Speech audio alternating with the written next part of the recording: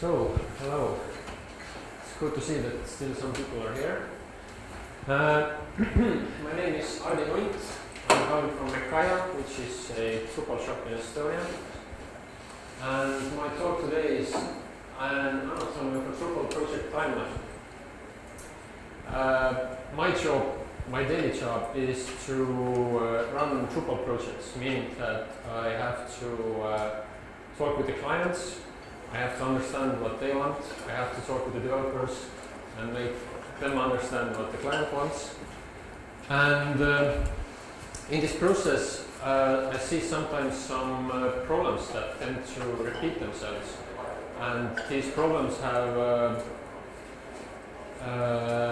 something to do with how your Drupal project is organized, who does what when, and that's basically what I want to talk about today. And this talk is probably mostly for clients, so people who are buying Drupal projects. But I suppose it's also useful for people who run Drupal projects and people who participate in them, like designers, for example. So the summary of the talk is that first I'm going to talk about the 5 phases in a Drupal project. Then I'm going to quickly sort of recap and look at the differences, meaning differences between any other web project and then a Drupal project. And then I'm going to talk about some mistakes. So this and this are sort of the same, but you know, mistakes more focuses on actually what the things that go wrong. Okay, so first phase in a Drupal project, and I'm giving it number 0 because it doesn't really have to be a phase inside a continuous Drupal project, but it can be something that's separate, that's done maybe weeks or even months before your project actually starts. And this phase is something we call goals. And what it means is that you set your goals and you set your sort of perspective on where you want to get with this project. What's your sort of business requirement for this project?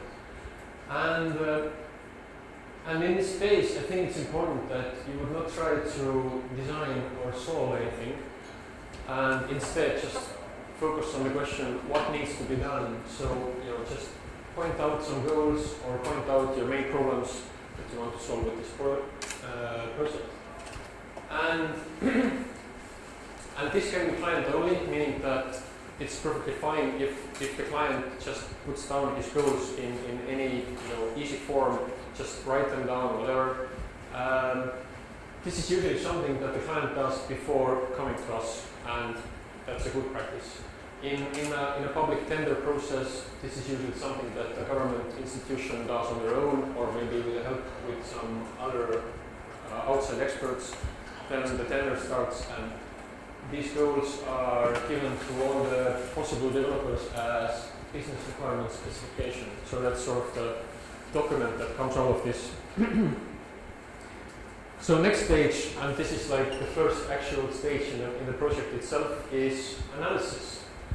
And it's quite similar to goals because it also involves thinking what you need to do in this project. But instead of just putting up some problems, are trying to solve them. And in this stage, it's really good when the whole team works together, which doesn't sometimes happen for some reasons, but it should happen. And this means that the client should be there, the designer should be there, the developer, definitely has to be there. And in this stage, a good thing to do is quick prototyping. And I think this is something that's a bit unique about Drupal, that you can really prototype a lot during these early stages. You can set up a Drupal site very fast, and you can install some modules. You can try out 2 or 3 different modules to reach the same goal, and you can immediately make a good choice about what really gets you there in the best way. And this is part of a very agile process, I think. We shouldn't go too deep with this, meaning that if you're really doing Drupal the correct way, you probably want to do it quite agile, and this in turn means that later you have time to sort of reanalyze some stuff and maybe try some other approaches as well. But in this stage, you just want to get the big picture in a correct way. And in this stage, the output would be technical specification and probably some wireframes. Wireframes, of course, very good for designers because they can follow them and make it all look pretty. And then the second stage, I named it D&D, which means design and development. And I think this is where the sort of difference of a Drupal web project really starts to show. Because in a lot of other technologies, if you're building something from scratch for, I don't know, Ruby, or if you're using maybe WordPress or something else, you tend to have these big separate steps like design and then front-end coding and then development. In Drupal, you know, a lot of people talk about this, and we have found that it's really true. It's good to use iterations and sprints, and in each of those iterations, you want to have all these three aspects together. So design is there, front-end code is there, back-end code is there. You finish this functionality, you finish the sprint, you move on to the next one, and once again it starts all over again. The whole team is there again, the designer is there, the front-end guy is there, everybody has to work together. And one example of why this is useful, the designer, it's a good idea for him to sort of just conceptualize at first, to design the overall concept, to have maybe the front page and maybe a content page, and then as the development moves on, then you can add details as you go. So you know, just instead of maybe going very specific from the first second, like maybe designing some really complex common threads or galleries or whatever, you can just wait until the development gets there, and Drupal outputs a lot of this HTML code and structure itself, and then you can sit down with the designer and say, okay, this is what the Drupal outputs by itself. Let's think about how we can, in an agile way, design this to look pretty, instead of just giving this task from the start to the designer and saying, you know, do something from scratch without knowing anything about Drupal. And so design has to be mixed with other parts, but even more front-end code and back-end code are really merged in Drupal. So basically you can do one without constantly doing the other as well. So the front-end developer and the back-end developer have to work hand in hand, and they have to be in very good communication, but more about that later. The third stage I've named pre-live, which is maybe not that good name for it, but what this basically consists of is that once you have your functionality ready, you have your main functions ready in the project. Then after that moment and before actually that moment when the site is live, you have a lot of stuff to do still. Like general testing, because now your functionality is ready, you can follow through all the user stories. You have loads of these things that are not actually development, not actually designing, but instead hosting, staging, caching, security, infrastructure stuff like high availability, and then content migration, which can take very much time. And the fourth stage, which comes after your site is ready and live for the first time, is maintenance. So in the maintenance stage, you have usually you have something called SLA, which is a service level agreement between the client and the developer, which usually specifies things like how much monthly resource the client needs for maintenance, and what are the reaction times to solve any problems that you might run into. And in maintenance, one big job that you will always have, or what the developer has, is running updates, because Drupal updates quite a lot. There are some core updates. I think during summer we have come from 7.21 to 7.23, so 2 updates there, and they're module updates, and pretty much with every project there's a question if in the maintenance stage, should you update everything constantly, should you always be up to date? And for the core updates, we usually say yes, you should, and it's quite safe to do so. For module updates, it really depends on the exact case.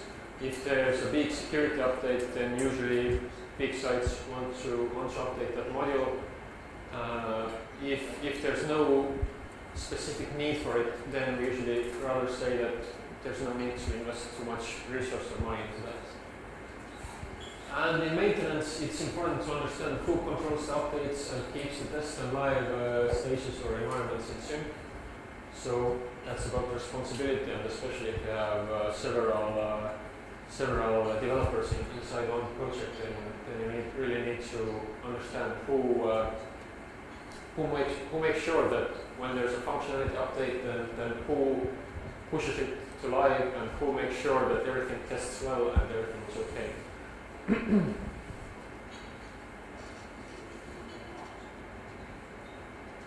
So, to recap, here are the stages again, and between those brackets, these are like the main project stages. Before that, you have the goal stage, which can be weeks, months before the actual project, and after that you have maintenance, which is of course continuous and will continue as long as it's needed. And I've added some percentages here, mainly to show that even though this design and development part is considered as actual work inside the project, it can sometimes take as little as just 50% from the overall work needed, because sometimes you really need to go deep with analysis. If it's a very complex, if it's not just a website, if it's a complex application, for example.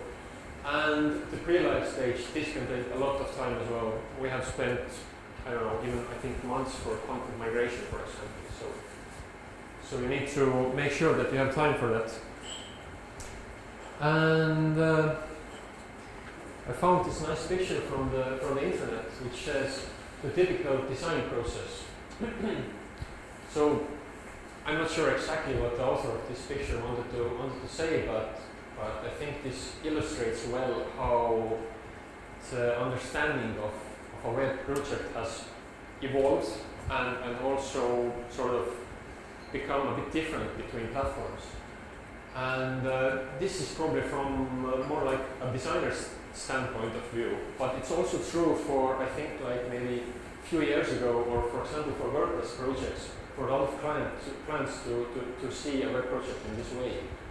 And the differences between Drupal project, well, first of all, discovery, so that's pretty much the same as goals in a Drupal project, so this bit pretty much stays the same. Planning and wireframing, these together probably are the same as the analysis stage in a Drupal project. So I'd say the first half of this, that's not too different.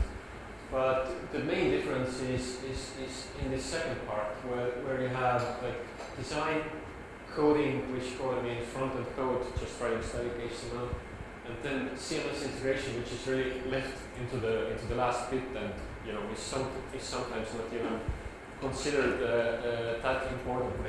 In Drupal, these three things are merged into one. So you have continuous design, you have continuous front-end code, you have continuous CMS integration, because on Drupal you can prototype a lot of stuff. Drupal outputs a lot of HTML on itself, so you can't really do this, stop, and go there. You just need to move between those a lot. And mistakes. I'll try to bring out 5 things that I think are more frequent than others in Drupal projects. And I've written expensive here because some of those things, if you do those mistakes and if you repeat those mistakes, then it will become quite expensive for the client and for the developer as well if you're running a fixed budget project. And first of all, I've named this as unknown smart people. And what this means is that quite a lot of times actually, when we get approached by a client who wants to start a new project, then he tells us that he already has the technical specification. So basically, that's a document, sometimes that's 20, 30, 40 pages of technical text, where somebody has thought about how this web project should be implemented technically. And the bad thing about this is that usually this somebody is not from the Drupal world. It's just maybe a company that specializes on analyzing stuff. Maybe it's a software company who does a lot of different technologies. So for Drupal, this really sort of does not give you the big advantage of Drupal, that you can make a lot of features very fast if you're prepared to do it in a Drupal way. And if you're starting from, if you go from start to do this technical specification for, not for Drupal, but for, just generally for any system, then automatically this means that the big advantages of Drupal have not been considered. And the other problem is that the technical specification author can be unreachable.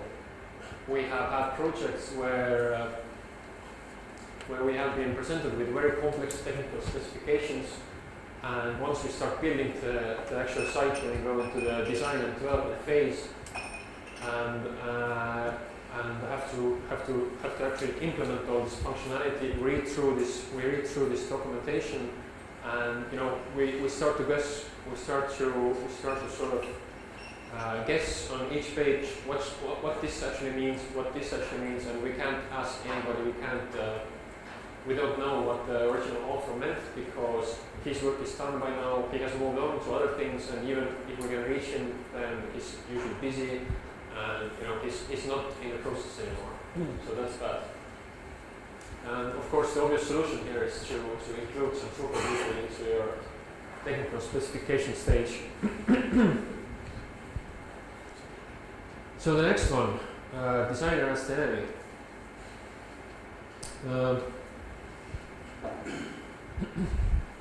In Mekaya, we don't have any designers in our house.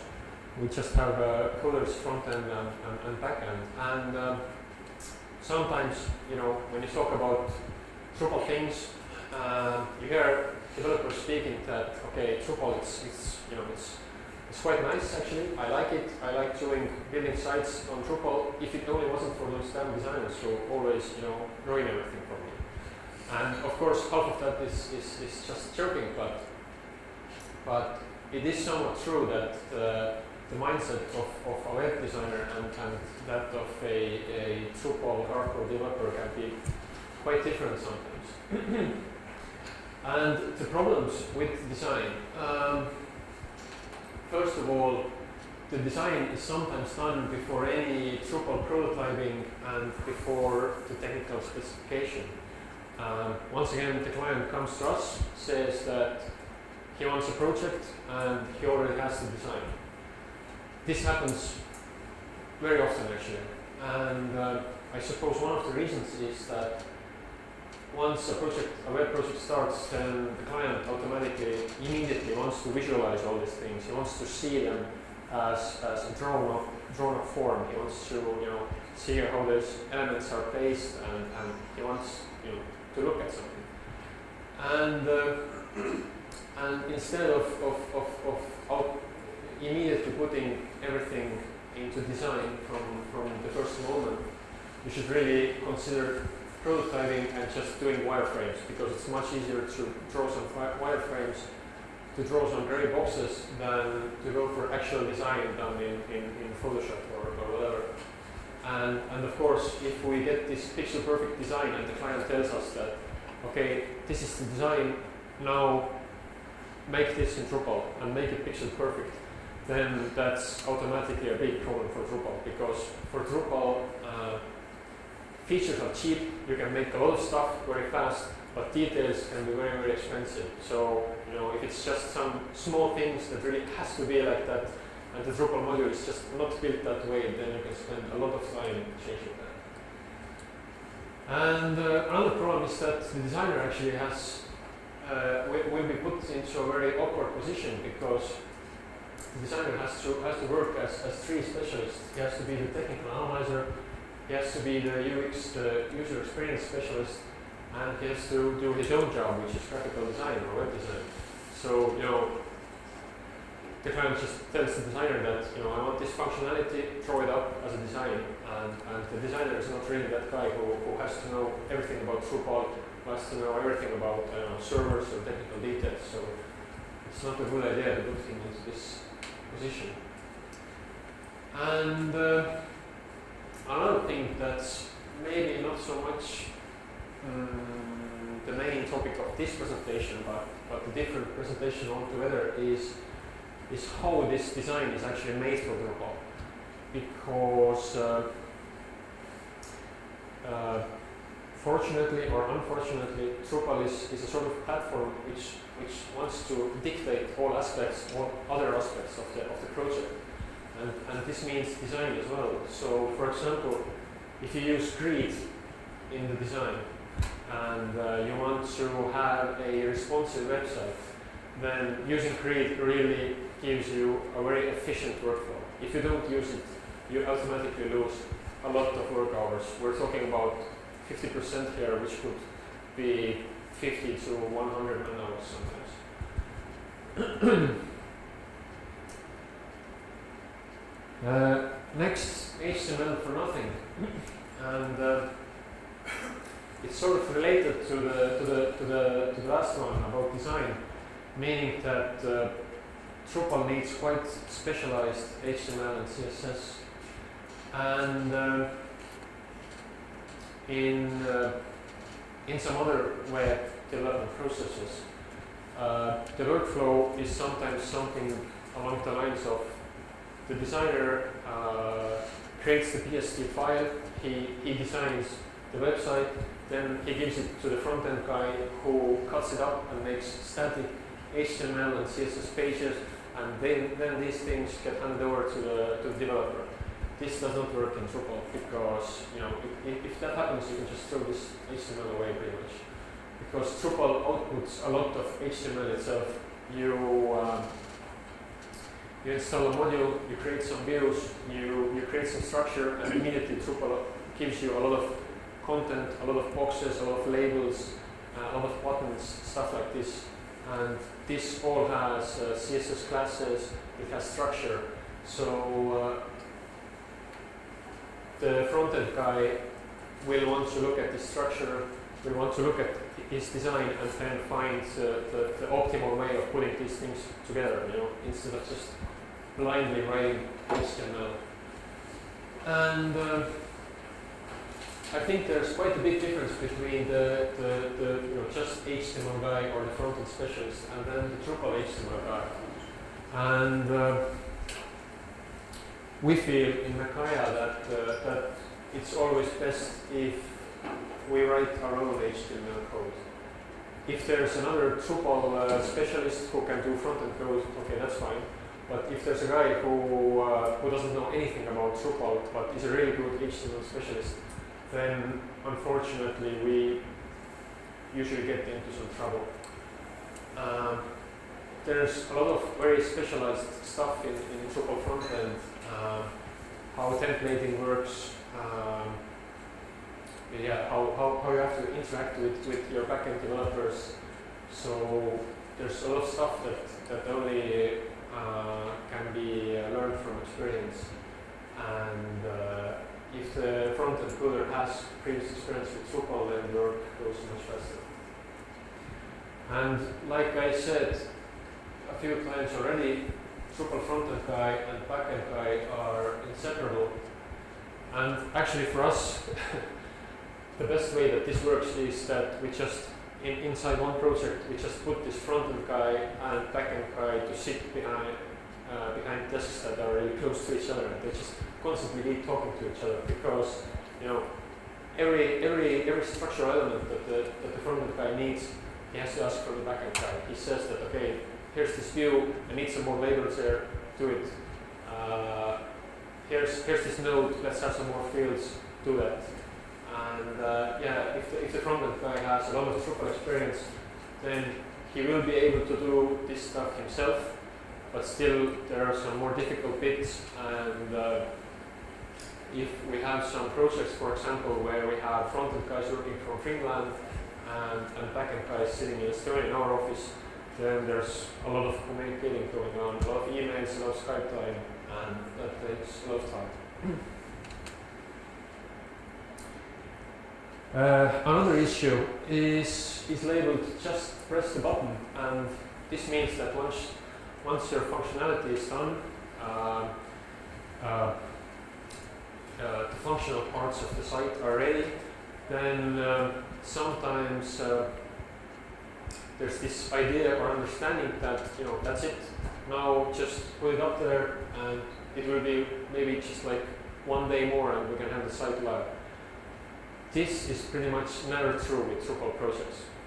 Drupal is usually used for bigger platforms, bigger systems, and there's a lot of extra tasks to be done after the actual functionality is ready. So the third stage, the pre-live stage, can be very time consuming, especially in bigger projects. So the client has to make sure that there's enough time to do that, and the developer also has to reserve resource for that stage. And like I said, in this stage you will have stuff like performance, security, staging, which means that you sometimes have up to 4 steps before you actually go live. You have your development environment, you have your testing stage, pre-live stage, live stage, and you want to keep all those in sync. You want to configure all those technically, and a lot of time goes for that. And in this stage also, it's important to understand who does what. So client's responsibilities, for example, in Estonia we have something called the XPath or X-Road, which is a integration system between the government IT departments and functions. A lot of organizing work involved with that. There are security servers that need to be hooked up sometimes, permissions, organizing, talk to people, takes a lot of time. Google accounts, another example. For example, if you need to use Google Analytics or Google Search, then you have to talk about whose account you're going to use for that, who's going to be responsible for that account, who's going to be the client man who runs this account, who has the passwords. So some organizing work there as well. And yeah, same with bank links, for example. Each time there's some paperwork, there's some organizing. If you go for credit cards, then that's even a longer process. So all of that needs time. And the final one, SLA, which is of course a service level agreement, but I have translated it here as simple life ahead, which means that if you do have a good SLA and if you do have a good understanding between the client and the developer about who does what after the site is live, who runs maintenance and who is responsible for stuff, then you will have a more simple life. And some of the common misconceptions here are that it's ready, so that's the end of it. If you have a big project, if you have a big Drupal project, then that's pretty much never true, because all of the things inside the internet, in web technologies, they're constantly changing. Facebook APIs, they're constantly changing. Other stuff that's integrated can get changed from other parties. There will be Drupal changes, Drupal updates, core updates, module updates. So you want to monitor stuff, you want to make some changes. We will handle it ourselves. When the client has a big IT department, then sometimes at first glance it kind of makes sense that once the development is done, then maintenance, it can't be that hard, so maybe we can do it ourselves. I guess it can be true if you build your software from scratch so that the client is involved in every stage and it has sort of limited amount of functions. But with Drupal, you can use something like 100 modules for a project, and it just doesn't make sense to train some people for just one site to know all of that system, to know every aspect of it, and they just don't have the experience with it. And finally, if it breaks, we will call you, which means that no SLA gets signed, no resource is reserved, and instead, out of the blue, maybe 4 months after the project has been completed, you get a call from a client who says that, okay, there's a problem, I want you to fix this in 4 hours because this is really bad for my business.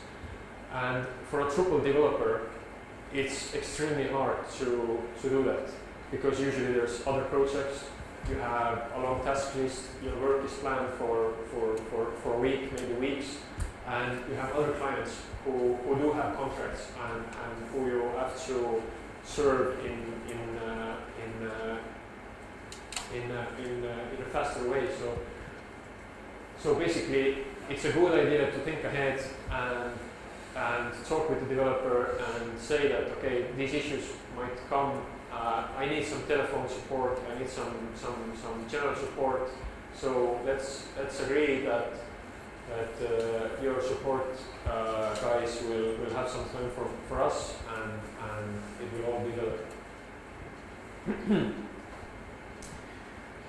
So once again, to recap, if there's maybe 3 main things that I would take from all this, and what would help to run smoother Drupal projects and run projects that don't go over timelines and don't get more expensive than originally planned, then I'd say that these 3 things are first, get some Drupal people into the technical analysis stage. Well, basically, get some Drupal people involved as early as possible, because they have experience, they have good insight, and even on the very early stages of your project, when you say that this is my business requirement, the Drupal guy can say that, okay, we have this module, or we have done this before in this way. If you're okay with this, then this will be very easy for you. So if you have that advice from day one, then you're definitely better off, and you can have a more efficient project. Design and HTML cannot be standalone stages in Drupal project. Well, they can, but it will cost more, basically. So if you have Drupal people before the design stage, if you have designer involved in the technical specification stage, then you have better results. It's an agile process, and it fits Drupal to be agile. So, for example, with design, there's a lot of things that you might not want to design from scratch. For example, comment threads or pages, pagination. It's Drupal has these things in core, and it outputs them in a specific way. And usually, it's not really that important that these fields are somehow differently ordered, or this pager will function somehow differently. You can just have this quick prototype in Drupal. You can see how this thing looks like. You can show this to the designer. Designer will say, okay, this works for me. Just throw a nice layer on top of that, and you can have much faster results on that. And it's even more true for HTML, of course. So no need to write static HTML. That's really not a step in a Drupal project. you will have to have your front-end guy and back-end guy working very closely together, and you have to be very agile with that, because Drupal produces a lot of HTML by itself. And finally, don't underestimate the work that comes once it's ready. Well, it doesn't really save you money, but it can help you to keep deadlines. If in the beginning of the project you really think what are those things that you do, what you have to do once the functionality is done, but before the site goes live, you can prepare a lot during the process. You can organize servers, you can talk with people, you can organize accounts. So the sooner you start with this, the better, I think. Okay, thanks. Still 4 minutes left. So, any questions? How many people do you have on a project? This depends on the size of the project, but I'd say that we have from 3 to 5 or 6 people usually. And what are they? What do you do? Do you have QA? And that's only the backend side and the front end code. So if are you thinking about the whole? I mean, team? in total, like I come to you as a client. How many people do you dedicate to? Okay. So yeah, like I said, it's about 3 to 5, 6 people, but in addition to that, also the designers. And in a bigger project, we have me. So that's someone who runs the project, who organizes things, and I also actually double as an analyst. So I have to talk to the client and understand his needs and sort of explain that to developers. Then we have the designer. Then we have the front-end guy who writes HTML and CSS. Sometimes we have 2 if it's a bigger project. And also if the project involves responsiveness or accessibility, then usually we have 2 front-end guys. And then we have 1, 2, or 3 back-end guys, depending on how much functionality we have. And by back-end guys, do you mean actual PHP developers or the site developers? Yeah, well, that's always a question with Drupal. I suppose we have two roles there. We have, like you said, we have the real code guys who write actual PHP code and who do modules, for example. And then we have site builders who just mostly click on stuff. But well, it depends on the person. Sometimes one person does both of these things. Sometimes we have specialized people for that. And how do you manage after live codes? Like you deploy the project, right? And then you go on, and then client comes to you and wants another feature. Do you pull down the code from production, or do you save service management version control? Do you mean where do we actually build this new functionality? No. After you deploy the Yes. project, do you store it somewhere in version control on your end? So if the client comes to you and wants Yes. another, okay. Yes. So we sort of always aim for longer client relationships because the sites that we do have gotten quite complicated. So it doesn't really make sense to invest 6 months into this project and then forget about everything, because these people who have done it, they have gained a really valuable experience. So if the client is willing to go on with this project, then this suits us very, very well. And this of course means that we have a development copy in our server. Actually, we usually have something like 3 or 5 development copies for separate developers, and then we have a whole copy inside a Git repository as well. For each project. Sorry? For each project. Yes. Can you explain a bit more why are you dividing tasks between front-end developers and back-end developers instead of dividing tasks based on modules, so all the back-end functionality and front-end functionality get done in parallel? Because we think that those things are two different skill sets. With bigger projects, and I suppose with web technologies in general, things have gotten really complicated, and you have your front-end guy who knows everything about HTML, CSS3, JavaScript, SASS, for example. The front-end code is compiled these days. He knows about writing code templates for Drupal and all this really specialized stuff. And then you have your backend guy who knows everything about hooks, modules, about different programming languages maybe. So I guess people have really made this choice before actually coming to work with us. They're either specialized in front end or specialized on back end. And yeah, maybe if there was a guy who's really good in both, then we could use him with both things. But at the moment, we don't have anybody.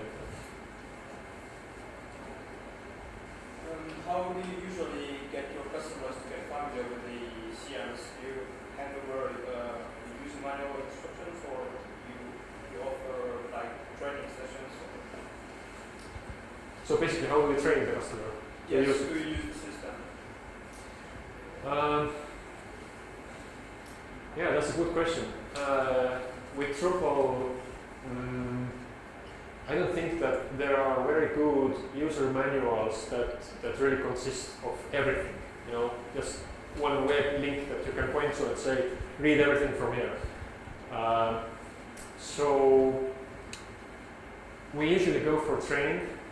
We have in the first proposals we usually have the training in there in the estimates, and then we write specialized manuals about specialized things in this project.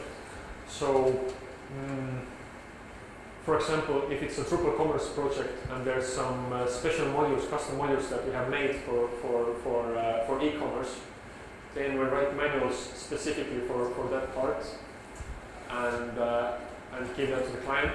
And for the more general things like just doing basic content management inside Drupal, we try to solve this with just training and maybe point to some resources that have been already made in the web or Drupal org. So you basically have a generic manual for most of your projects, plus some custom guides. That's pretty much like this.